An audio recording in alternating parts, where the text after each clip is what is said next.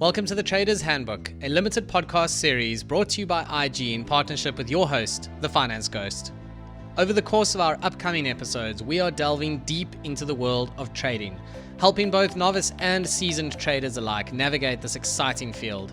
Join us as we unravel the intricate strategies and insights that define this dynamic landscape and the beautiful puzzle that is the markets. IG Markets South Africa is an authorized financial services and over-the-counter derivatives product provider. CFD losses can exceed your deposits.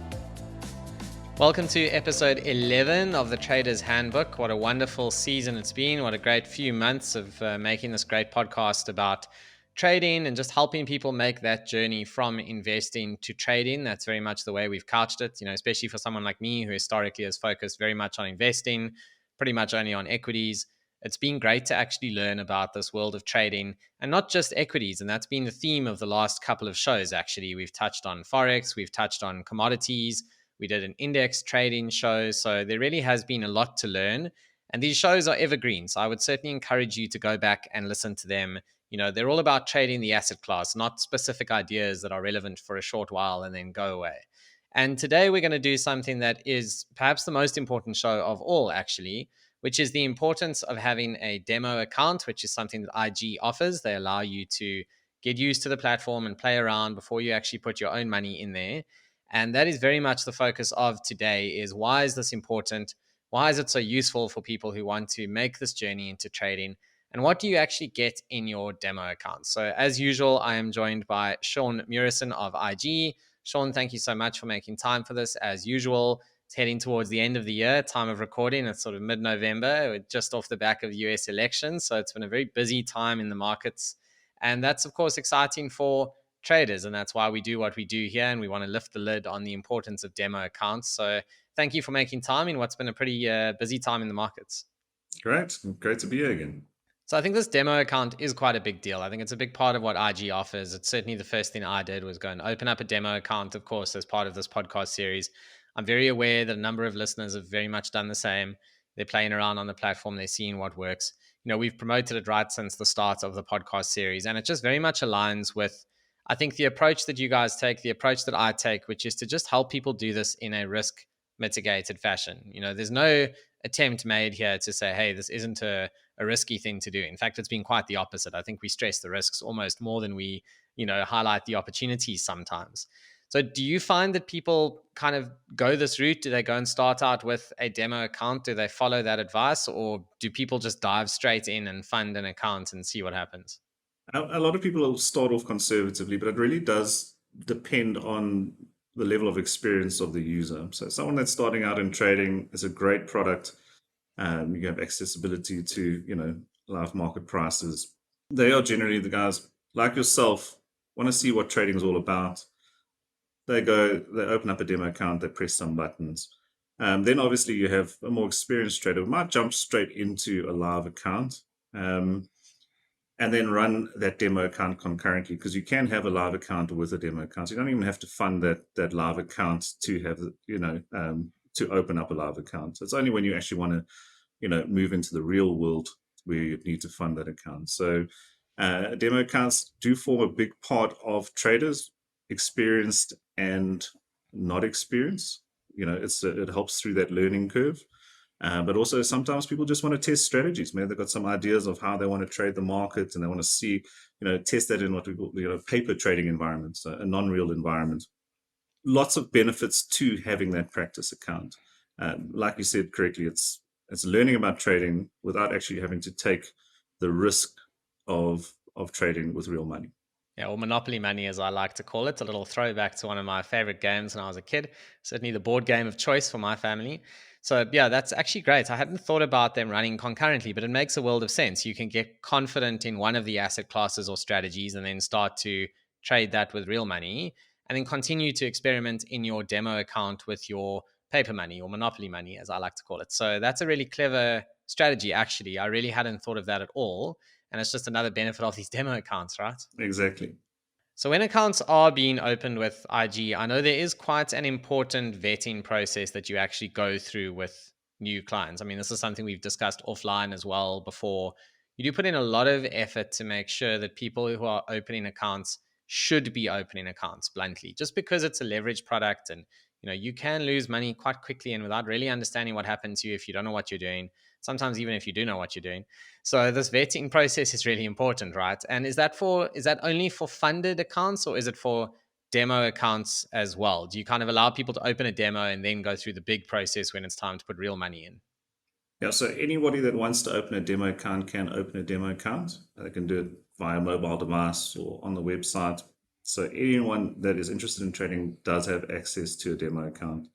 When you start looking at a live account, obviously there's a suitability of product. And so we do a basic sort of a questionnaire when you're opening a live account in terms of, we've adopted it from the UK. It's called a MiFID scoring system. So it looks at wealth and experience, because obviously you're dealing with credit. And like you said, it is a high risk environment. So just making sure that people aren't taking their hard-earned pensions and putting it into this type of trading environment, or if someone's unemployed and maybe doesn't have the finances to start trading. Because remember, trading should form part of a portfolio. It's the high risk side of that portfolio. High risk, high reward though. So there's a lot of opportunity with it, but you're not searching for yield or your retirement. So it's just we think it's an ethical practice on that, and so all about suitability. Yeah, it makes a world of sense. I mean, I can imagine the temptation. Someone gets a hot tip, or they don't really have experience with this stuff, but there's a bit of desperation that has crept into their lives for whatever reason. And this stuff happens. It absolutely happens out there. And it's really great that you have the guardrails to stop it from happening, because it's not a lottery ticket. You can go and buy that 10 Rand lottery ticket or whatever the lottery costs these days. I actually have no idea. And potentially win millions, and the most you can lose is the amount you put into the lottery ticket. That's not how the markets work. Yes, there's strong upside, but it's not like that. It's not the 10 Rand ticket that can win you millions. That's not how it works. Exactly, and that's the whole point of a demo account. So it's to recognize, it's just to provide that the tools for a trader to actually develop their skills. And once they, feel like their skills have developed enough, they can move into that live environment. I think that's a sort of a steady and a logical approach to getting involved. Yes, that actually brings me very neatly to the next question I wanted to ask you, which is around the functionality on a demo account, those tools that you speak of. Because from what I've seen of the demo account that I opened, it seems like it's pretty much, the whole platform effectively that you can get access to. You can really see how it all works, all the different instruments, all the different asset classes, local, even offshore, that's kind of baked in there as well. Is that an accurate statement that a demo account is literally just a normal account minus real money in terms of functionality? Yeah, so that's exactly it. So you are getting access to live market pricing, you're getting access to fundamental data, those technical analysis tools, because obviously we talked a lot about technical analysis, live market news feeds. We even have functions like client sentiment data. It shows you how traders are placed in any particular market. So maybe they're trading Sasol shares, for example. You can see how many traders are of the view that they expect the price to rise and how many expect the price to fall, and things like your signal. So everything is there except the real money. It's monopoly money, and you'd obviously need to treat it as such. So there's not the emotion of real money, but there is the accessibility to information. So a democratization of information, and you have access to that whole suite of tools. Yeah, so let's talk about some of the emotional side of it, as you've kind of referenced there, because obviously losing real money stings much worse than in a demo account. But I think people are also smart enough to think, this could have been my money. Or alternatively, when they have a great trade, to also go, wow, I wish this was my money. It's almost a bit like playing golf, which is, that toxic relationship that I have with that sport, where you go and hit that one great drive or that one great approach shot or that one lucky putt that keeps you coming back for more. Never mind the others that went into the trees or worse. And it's a little bit like that with trading, I guess, or it certainly can be. And emotionally, I imagine that does cause a lot of people to perhaps lose heart at the demo stage. They just see a trade go really badly and they think, wow, I don't know if this is actually for me. Maybe it's time to kind of quit before I even begin. What would your advice be to someone who has had that really difficult experience in the market at demo account stage, to get them to kind of see that there's more to it than that, that there's a lot to learn and there's a lot of opportunity, and one bad trade doesn't make your whole story? I would say that if you're looking at trading, is it a way that what is the goal of your trading? Is it to supplement an income? Now, if that's your goal, you should treat it as a business and know that in any type of business, you have your income and your expenses. And I think psychologically, we can react quite badly to taking a loss in the market and think, oh, we've performed poorly. And then obviously be quite euphoric to when we've done well. But if you start removing the negativity, so know that you're not going to get it right every time, but you will take losses, and view that if this is a type of business and a way to supplement income, maybe refer to a loss as one of your expenses, sort of a barrier towards making a profit. But if you look at it in a business sense like that, you can remove the negativity of the idea of loss. That demo environment is there to, like we said earlier on, just to help improve that skill set. And so if you just keep working at it, take your time. Our experience is slightly different, though. I have to be honest. If we start looking at, I think quite often when you look at the demo environment, you'll see someone will take a loss. It's like, oh, I wasn't concentrating, I wasn't paying proper attention. And then when they do well, they maybe get a bit of that euphoria and say, oh, this is actually quite easy. Maybe I should move to a live environment. But be realistic about your demo experience. Treat it like it's a real account, and just build that skill set. And then hopefully when you move into a live environment, you can carry that skill set through and make a bit of money. Interesting. Okay. Because I mean, normally you talk about people being risk averse. That's how we understand people to be, and generally hate taking a loss, and it almost ruins some of the profits for them. So it sounds like the experience that you're having with a lot of clients is almost a bit different to that. They're actually so excited about when the things go well that they are happy to stomach some losses along the way. And yeah, I guess that is more the mindset you need. You need to be optimistic about what you can achieve. I guess you've also got to be quite careful to manage the euphoria, that you don't start just chasing trades for the sake of it. It almost becomes like your next hit on a drug. It can become quite dangerous, and it can lead you to make some pretty rough decisions. And in investing, I guess, in your portfolio, and it happens to me sometimes, I'll look and say, okay, across all these positions, there's always going to be a couple that really didn't turn out the way you hope, and then it's very irritating, and you kind of look at that and go, if I'd put this money in the bank, I would be up 7% or 8% in the past year. Instead, I'm 20 in the red. But that's when you have to remember it's a portfolio. So across the whole portfolio, how have you done? You can't pick out the one or two individual positions that went badly and then say, oh, look, this is a terrible idea. Why did I do this, etc., etc. I really like your analogy of treating trading as a business. There will be good years, there will be some bad years, there will be some expenses along the way, there'll be some excellent months. I mean, as a business owner myself, I guess it resonates particularly well. But that's a good way to think about it, because otherwise you just attach too much to the losses and you don't see them as part of the journey. They're almost a necessary evil. You can't have all the profits without having some bad trades along the way, because otherwise there's no risk. And if there's no risk, there would have been no reward in the first place, right? Exactly. And learn through that process. What am I doing well? What am I doing poorly? How could I improve? Use it as a continual improvement process. Learn where your weaknesses are and then work on those. If you have a problem getting out of a trade, maybe you're emotional when it's going against you, maybe you want to hang on. You realize, well, maybe I only prepared to risk this amount of money and I was going to use my stop loss here. But instead, what you do is you pull it and you wait for the market to recover. No, if you identify a weakness, for example, is not being able to take a loss or actually implement the loss that you had prescribed to the trade, then you use an automated function like that IG's sort of automated stop loss. We can put it in the system. So automate the process if that's a weakness of you. That's just a small example of developing that skill set. Knowing it's not just about pressing buttons, knowing how you react emotionally to different market scenarios, whether favorable or unfavorable. Yeah, that's great advice. The emotional side of this is huge, actually. And again, that leads me very nicely into the next thing I wanted to ask you, which is, what your approach would be or what you would generally recommend. It's obviously very generic thinking here, it's not per person.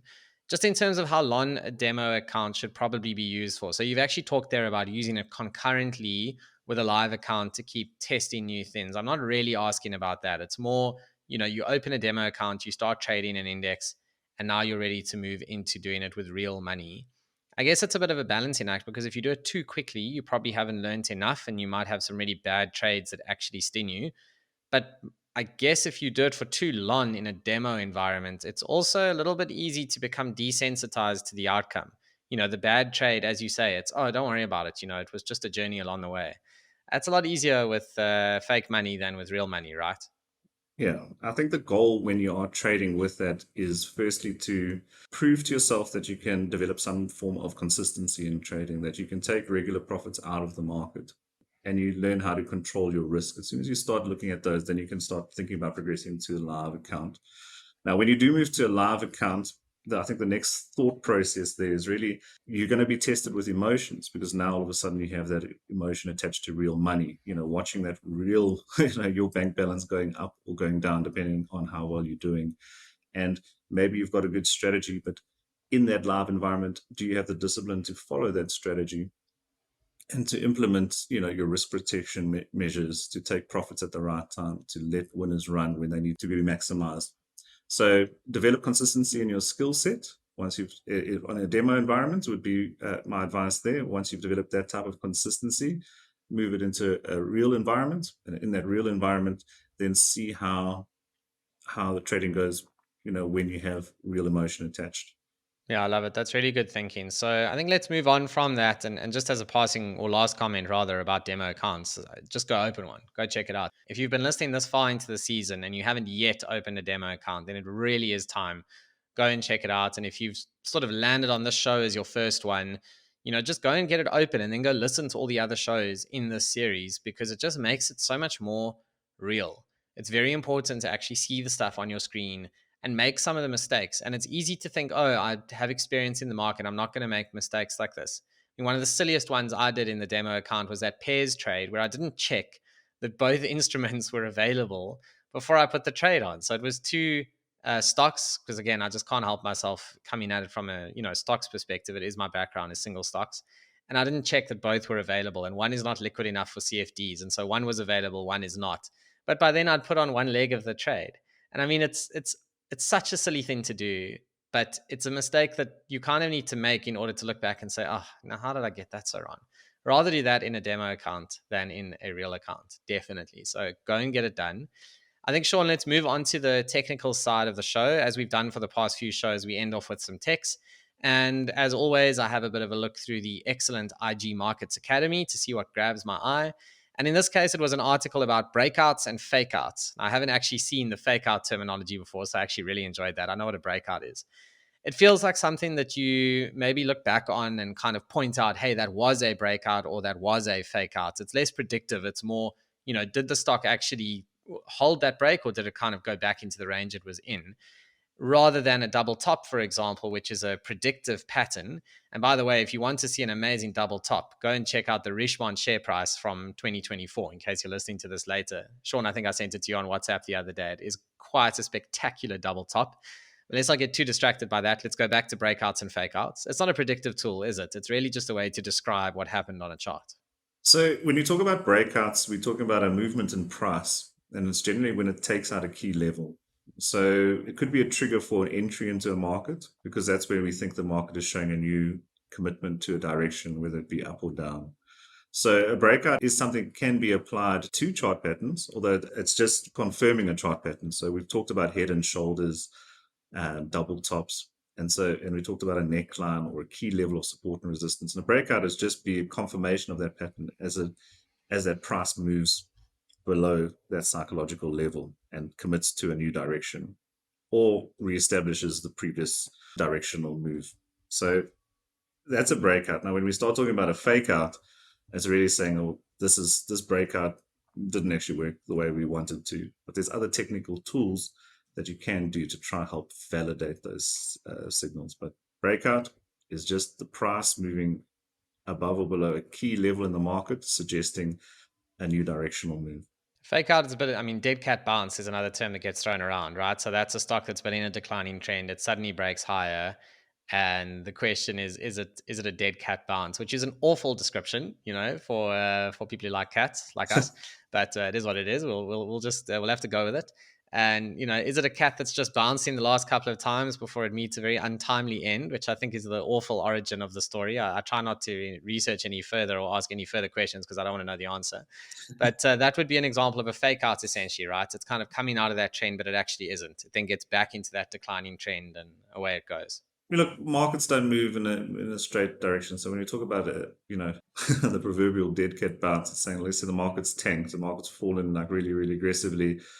It doesn't fall in a straight line, so it might have broken out in a direction, given a bit of relief in the opposite direction before it continues in that preceding direction. So yeah, slightly different to breakouts, but it could be applied. It's just a term that, is the market changing direction now, or is it just a dead cat bounce? So when we see a dead cat bounce, if it does turn out to be, that means that no, it's not changing direction. It's actually going to continue in the same direction.